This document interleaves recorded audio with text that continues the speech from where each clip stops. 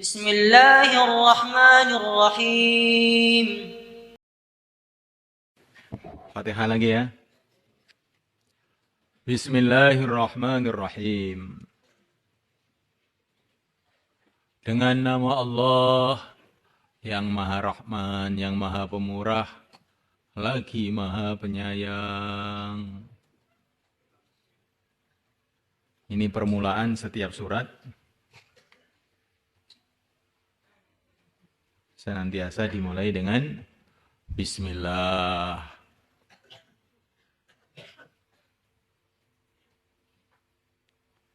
Di antara makna Bismillah itu adalah sebagaimana yang dikatakan para ulama mengenai maknanya Iqra bismi rabbik. Iqra bismi rabbik.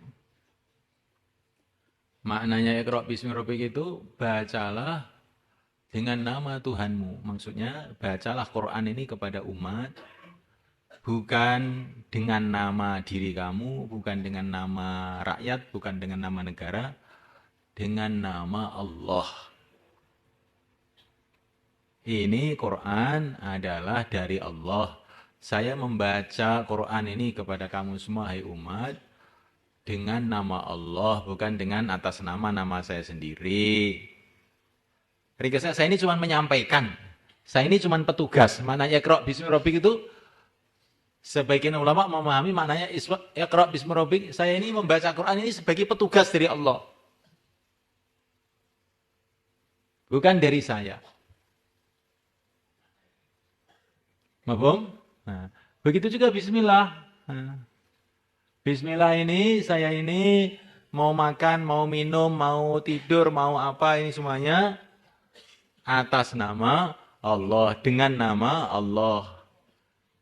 Karena apa? Saya ini tidak punya apa-apa. Ya. Saya ini tidak punya apa-apa. Seluruh alam semesta ini milik Allah. Maka saya masuk rumah dengan nama Allah. Bismillah. Seolah-olah ini Bismillah ini kayak minta izin gitu loh. Ya Allah, saya masuk rumah ini adalah milik engkau, saya tidak punya apa-apa. Saya masuk rumah dengan nama engkau. Saya mau tidur ini juga pemberian engkau. Saya mau tidur dengan nama engkau. Saya mau berjalan dengan nama engkau. Maksudnya saya ini nggak punya apa-apa. Semua ini punya engkau, maka saya gunakan atas nama engkau dengan perintah engkau. Saya ini cuma hamba yang nggak punya apa-apa. Semua namanya engkau, bukan nama saya. Seperti kamu punya sepeda motor, ditanya polisi, ini namanya siapa? Kok namanya siapa? Maksudnya gimana? Maksudnya pemiliknya siapa? Kan gitu kan? Nah, ini sepeda motor ini miliknya Zaid. Dengan dikatakan ini namanya Zaid. Nah.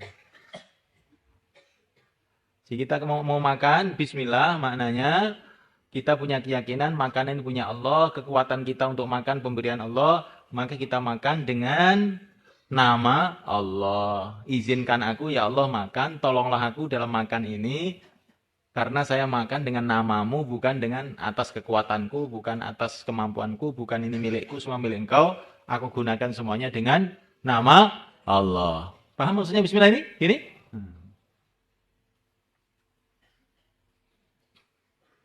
Maka kalau kamu itu mau apa-apa dengan bismillah, berarti hati kamu itu ingat kepada pemilik benda-benda ini, yaitu Allah SWT. Maka Allah akan berkati.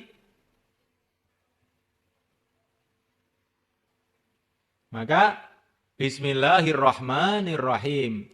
Allah itu yang maha pemurah, lagi maha penyayang. Maknanya kita bisa menggunakan benda-benda di alam semesta ini adalah karena kemurahan Allah, karena sayangnya Allah. Ya Allah, aku menggunakan benda-benda ini dengan namamu, engkau adalah maha pemurah, engkau maha penyayang. Karena kemurahanmu dan karena sayangmu lah saya bisa menggunakan nasi ini, menggunakan air ini, menggunakan pakaian ini, menggunakan semua ini. Itu kurang lebih maknanya bismillah ya. Jadi kalau kita mengucapkan bismillah begitu.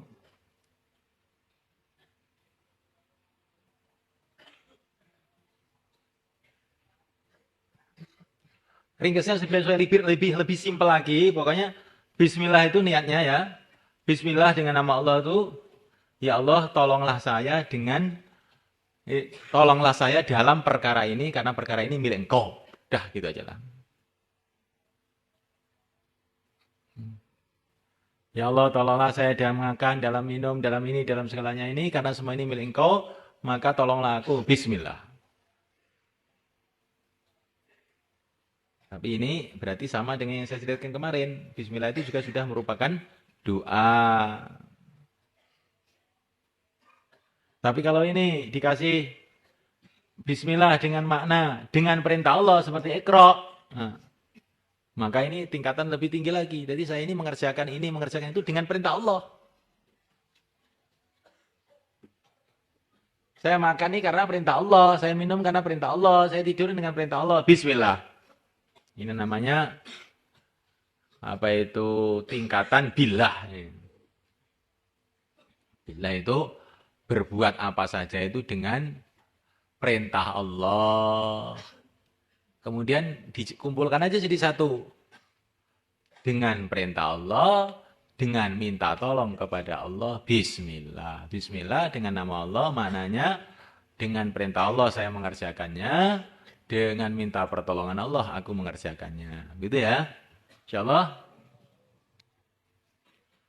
Alhamdulillahi Rabbil Alamin. Segala puji bagi Allah Rabbul Alamin. Segala puji bagi Allah itu bagaimana?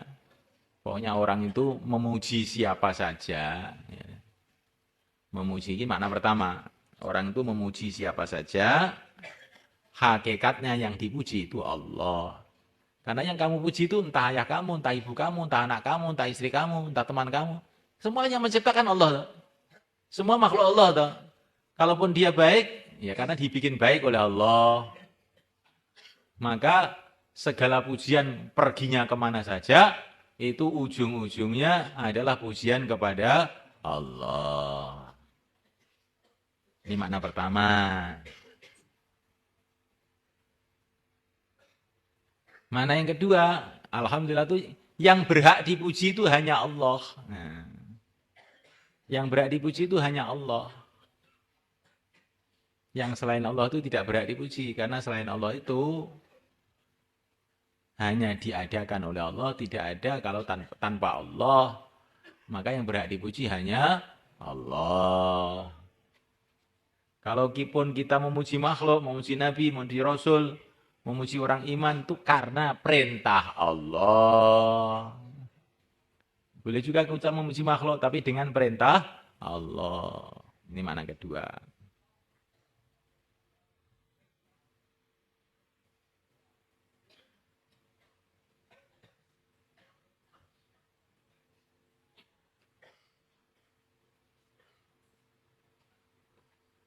Mana yang ketiga? Allah itu berhak dipuji apapun yang terjadi di alam semesta ini. Ya. Apa saja yang terjadi di alam semesta, yang menyenangkan, yang menggembirakan, yang baik, ataupun yang buruk, itu semua Allah berhak dipuji dalam menentukan perkara-perkara ini. Walaupun perkara itu kelihatannya jelek sekali, wujudnya iblis, wujudnya setan. Allah itu berhak dipuji karena mewujudkan iblis, mewujudkan setan juga. Karena apa? Banyak hikmahnya. Dengan adanya setan, adanya iblis, terjadilah ujian. Dengan ujian inilah muncul wali-wali Allah. Dengan adanya perang, wujudlah pahlawan-pahlawan. Dengan wujudnya penjahat, wujudlah polisi-polisi. Kalau nggak ada penjahat, polisi nganggur pecat.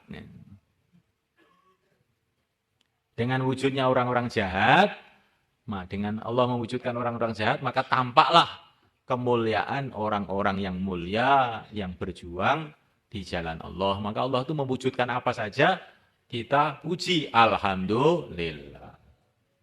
Allah mewujudkan surga, alhamdulillah. Allah mewujudkan neraka, alhamdulillah. Allah mewujudkan apa saja, alhamdulillah. Karena semuanya itu ada hikmahnya yang kadang-kadang otak kita tidak mampu. Mana keempat? seperti yang kemarin. Alhamdulillah merupakan doa. Alhamdulillah maknanya segala puji bagi Allah, maknanya segala kebaikan adalah bagi Allah, maka ya Allah datangkanlah segala kebaikan kepada hamba-Mu ini. Alhamdulillah. Ar-Rahmanir Rahim. Allah yang Maha Rahman, yang Maha Pemurah. Maknanya wujudnya semua makhluk ini adalah karena kemurahan Allah. Kalau Allah nggak kasih kemurahan, nggak ada makhluk yang bisa ada. Nggak ada makhluk yang bisa hidup. Wujudnya manusia, binatang, daratan, lautan, bumi, langit, semua karena kemurahan Allah. Kalau Allah nggak murahkan, nggak kasih kemurahan, satu detik pun nggak akan hidup, satu detik pun nggak akan ada.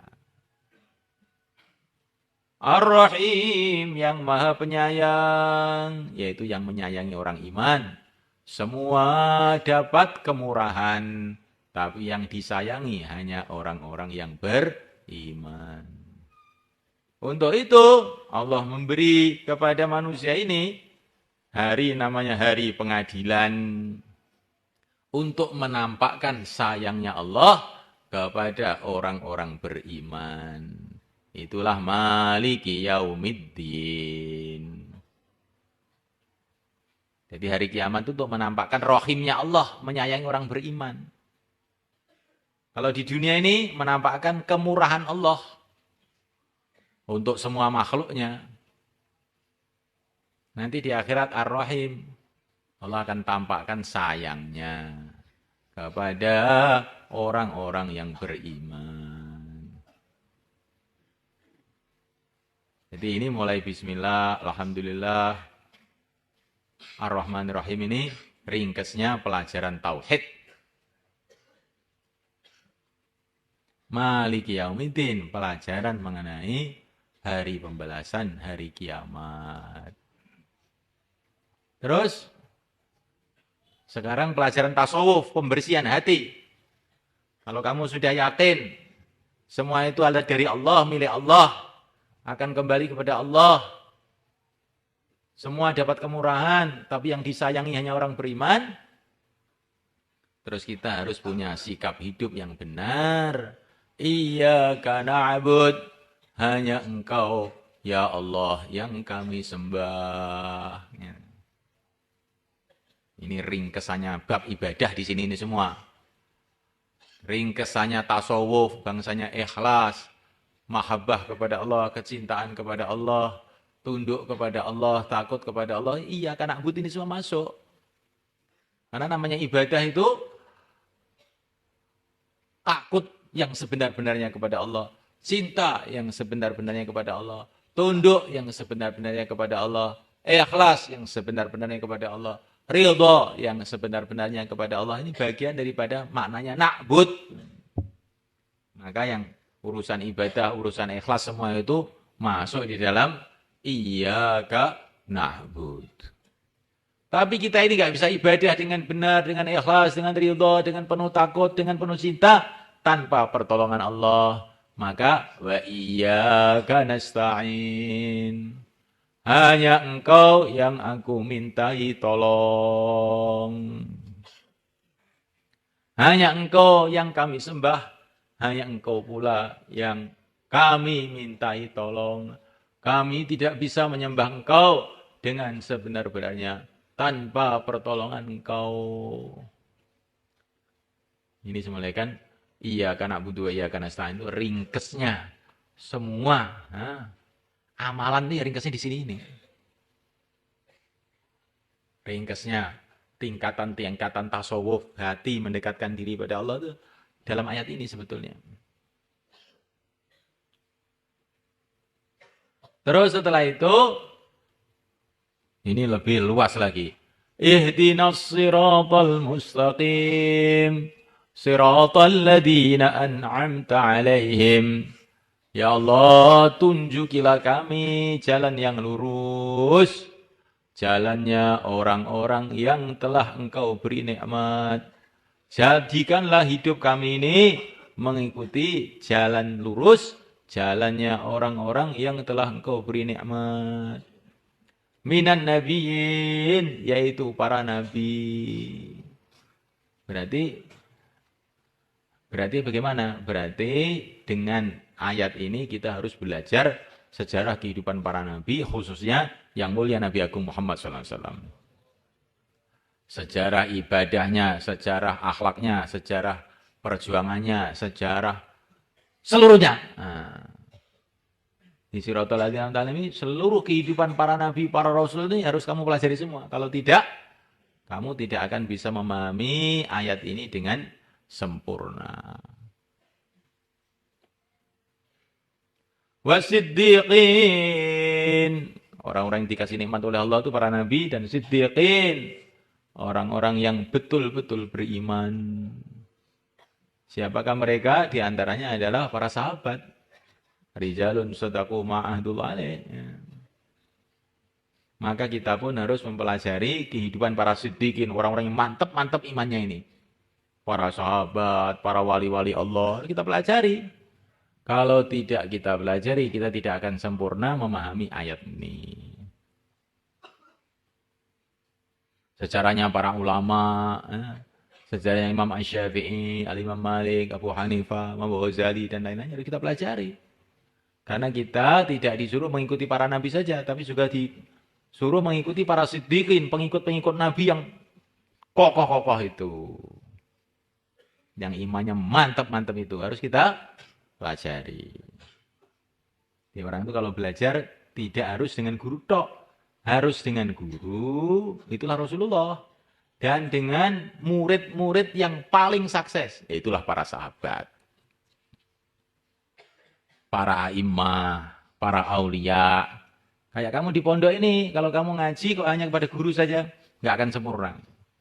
Ngaji kepada guru, dan juga kamu harus belajar bersama anak-anak yang sukses. Nah, yang pintar-pintar, kamu harus dekat dengan mereka.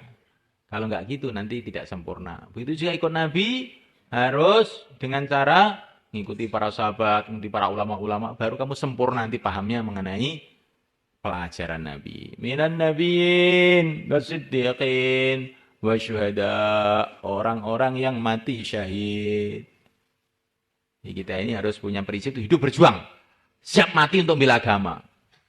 Kalau tidak begitu itu namanya belum Shiratal Mustaqim. Kalau orang ya agama ini kalau kelihatannya kok enak-enak ya bismillah, tapi kalau kelihatannya berat-berat ya nanti dulu, itu belum Shiratal Mustaqim itu. Belum Shiratal Mustaqim. Kalau Shiratal Mustaqim itu pokoknya agama saya pegang, mati pun siap. Nah, ini baru Shiratal Mustaqim.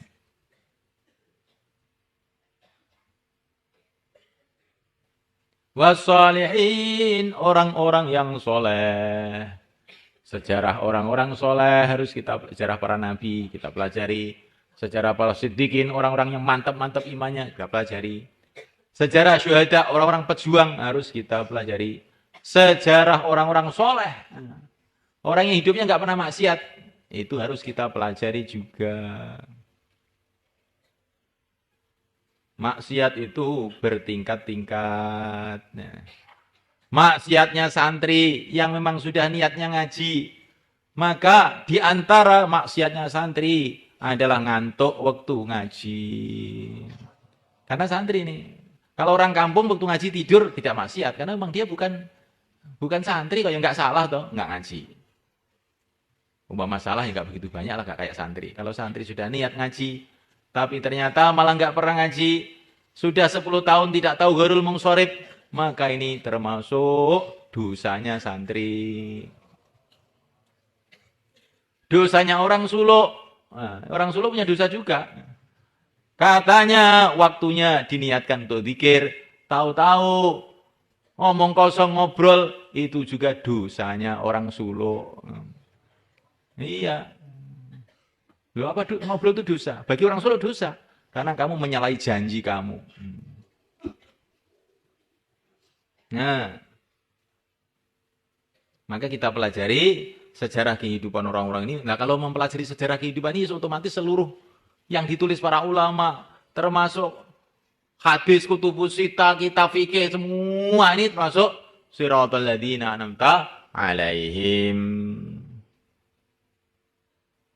Di Siratal Ladzina An'amta 'alaihim ringkesan semua agama itu dalam Siratal Ladzina An'amta 'alaihim itu. Urusan akhlak, urusan muamalat, urusan muasyarat, urusan perjuangan, urusan semua masuk Siratal Ladzina An'amta 'alaihim. Maknanya, ya Allah, jadikan hidup kami ini seperti kehidupan mereka dalam segala urusan. Insyaallah.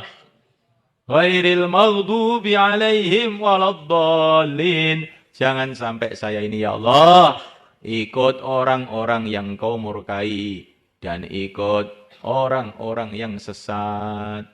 Siapakah orang-orang yang dimurkai oleh Allah dan orang-orang yang sesat itu?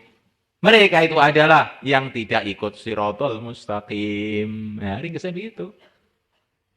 Semua aliran sesat, semua agama sesat. Nah, yang tidak ikut para nabi, para siddiqin, para syuhada, para sholihin. Ini semuanya termasuk maghdubi alaihim waladdallin. Dolin bukan waladdallin. Nah. Ikut nabi, gak ikut sahabat. Ada itu orang tuh katanya ikut nabi, gak ikut sahabat. Itu masuk sesat juga. Tapi sesatnya tidak 100%, ada sesatnya. Sebagaimana Nabi mengatakan kepada Abu Darda, innaka umru'un fika jahiliyah. Kamu itu ada jahiliyahnya, Abu Dar. Kamu itu ada jahiliyahnya, kamu itu. Orang ikut Nabi, nggak ikut sahabat itu jahiliyah juga itu, ada jahiliyahnya. Orang ikut Nabi, ikut sahabat, nggak mau ikut para ulama, ada jahiliyahnya juga itu. Kamu pernah ketemu sahabat apa? Nah, nggak mau ikut para ulama, itu juga ada jahiliyahnya. Ikut para ulama, tapi tidak mau dekat dengan para aulia, orang-orang soleh, ada jahiliyahnya juga. Sukanya engkel-engkelan mengenai ilmu, tetapi hatinya kotor, keras. Ya. Sehingga ya, isinya cuma berantem saja, ya termasuk jahiliyah juga itu. Yang kita kehendaki, Siratal Ladzina An'amta 'alaihim, ikut Nabi, ikut sahabat, ikut para ulama, ikut para sholihin, ikut para aulia. Itulah yang mau kita pelajari siang malam di pesantren ini dan dalam seluruh kehidupan yang mati. Insyaallah. Kita ingin hidup seperti hidup mereka. Kita ingin mati seperti mati mereka. Kita kumpul di surga bersama mereka. May yuti'illaha war rasul faulaika ma'al ladzina an'ama Allahu 'alaihim minan nabiyyin was-siddiqin wasyuhada'i was-salihin wa hasuna ulaika rafiqa. Dzalikal fadlu minallah. Wa kafa billahi alima. Ini anugerah Allah, orang bisa kumpul mereka ini anugerah Allah. Maka semoga Allah berikan anugerah kepada kita sehingga di dunia ikut jalan mereka, di akhirat kumpul bersama mereka. Jangan sampai kita terpengaruh dengan maghdubi alaihim dan dhalin. Orang Yahudi dan Nasrani. Orang Yahudi Nasrani itu kerjanya apa sebetulnya? Pokoknya mengajak kita jauh dari jalan Nabi, jalan para sahabat, jalan para ulama, jalan para sholihin, itu kerjanya itu. Ada yang secara langsung, ada yang secara tidak langsung. Anak-anak muda dipanggil, bikin sepak bola, siang malam sepak bola, sampai nggak sholat maghrib, nggak sholat isya. Nah, asar juga. Nah. Tapi tidak disuruh, kamu jangan sholat, tidak. Ini turnamen sepak bola, penting ini, piala dunia ini. Nah, cuman gitu saja. Ini karnaval, Agustusan, penting ini. Nah, tapi tidak ngomong, nggak usah sholat ngasar, enggak. Pokoknya penting ini. Nah, maka sholat ngasar ditinggalkan, ini juga termasuk bagian daripada kerja maghdubi alaihim dan dhalin. Jangan ikut Nabi, jangan ikut sahabat. Kalau orang Islam begitu kan ya marah. Tapi enggak, tiap hari ini loh. Ada cerita film-film yang bagus-bagus. Nah, ceritanya, ini tokoh-tokoh. Tokoh-tokoh apa enggak tahu. Ya. Yang akhirnya tanpa disadari, tiba-tiba kecenderungan manusia itu kepada orang-orang jahil, kepada orang-orang ahli maksiat, kepada badut-badut, bahkan kepada orang-orang kafir kepet. Tapi dengan pelan-pelan, lembut, selembut-lembutnya. Maka bagaimana umat supaya bisa selamat ini? Katanya para ulama, kalau kita menentang arus, zaman ini susah. Kalau ikut arus, ya hanyut. Sekarang membuat arus sendiri. Ya. Kalau menentang kelihatannya itu nggak kuat, karena kita ini lemah. Nah, arusnya itu demitnya banyak. Bikin arus sendiri. Bagaimana bikin arus sendiri? Hidupkan masjid-masjid, hidupkan pesantren-pesantren. Keluar 4 bulan, 40 hari, wiritan. Nanti terjadi arus. Arus siratal ladzina an'amta alaihim. Sehingga arus maghdubi alaihim dan dolin itu nyingkir sendiri. Kalau arus siratal ladzina an'amta alaihim kita buat. Insyaallah. Maka kamu harus tahu kenapa di pondok ini nggak boleh ini, nggak boleh itu. Supaya kamu itu arusnya itu arus tersendiri. Arus siratal ladzina an'amta alaihim. Kalau kamu nanti mondok keluyuran sana ke sini sudah jadi nggak tahu di sininya. Terseret oleh arus-arus batil ini. Subhanallah.